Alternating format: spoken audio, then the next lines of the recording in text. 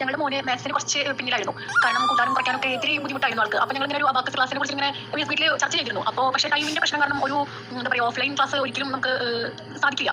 അപ്പോൾ എന്നാലും അബാക്കസ് ക്ലാസിനെ കുറിച്ച് ഇങ്ങനെ കേട്ടിട്ടുണ്ടെന്നല്ലാണ്ട് ഒന്നും അറിയുന്നുണ്ടായിരുന്നില്ല. അപ്പോൾ എൻ്റെ ഫ്രണ്ടാണ് ഞങ്ങൾക്ക് ഇങ്ങനെ ഈ ഓൺലൈൻ ക്ലാസിനെ പറ്റിയിട്ട് എന്നോട് പറഞ്ഞത്. അപ്പോൾ ഞാൻ എങ്ങനെ വിചാരിച്ചു ഓഫ്ലൈനിലാവുമ്പോൾ കുറച്ചും കൂടി നമുക്ക് അടുത്ത് വന്നിരുന്ന ടീച്ചർ അങ്ങനെ പറഞ്ഞു കൊടുക്കുകയൊക്കെ ചെയ്യണ്ടേ. അപ്പോൾ അബാക്കസ് അങ്ങനെയല്ലേ ഇങ്ങനെ ചിന്തിച്ചിട്ടുണ്ട്.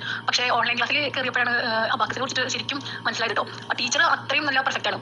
കാരണം അങ്ങനെ കുട്ടികൾക്ക് പറഞ്ഞു കൊടുക്കുന്ന ടീച്ചറാണ് കിട്ടിയത് ഞങ്ങൾക്ക്. അതുകൊണ്ട് എന്താ പറയുക വളരെയധികം ഇമ്പ്രൂവ് ഉണ്ട്. മാത്സ് ഇപ്പോൾ ചെയ്യുമ്പോഴായാലും ആൾ കയ്യിൽ കൂട്ടുന്നതായാലും ഒക്കെ നല്ല വ്യത്യാസം വന്നു. അപ്പോൾ വളരെ ഒരു നല്ല എക്സ്പീരിയൻസ് ആയിട്ടാണ് ഇപ്പോൾ എനിക്ക് അബാക്കസ് ക്ലാസ് കൊണ്ട് എനിക്ക് മാത്സിൻ്റെ കാര്യത്തിൽ സംഭവിച്ചത്. അപ്പോൾ അതുകൊണ്ട് തന്നെ എന്താ പറയുക സെക്കൻഡ് ലെവലിൽ ഞങ്ങൾ ഒന്നും ആലോചിക്കാണ്ട് ഞങ്ങൾ പെട്ടെന്ന് ഞങ്ങളതിൽ ജോയിൻ ചെയ്തു. പേയ്മെന്റ് അടച്ചു. അതിൽ ഞങ്ങൾ കണ്ടിന്യൂ ചെയ്യാൻ തീരുമാനിച്ചു. കാരണം നല്ല വ്യത്യാസമുണ്ട് മോനെ.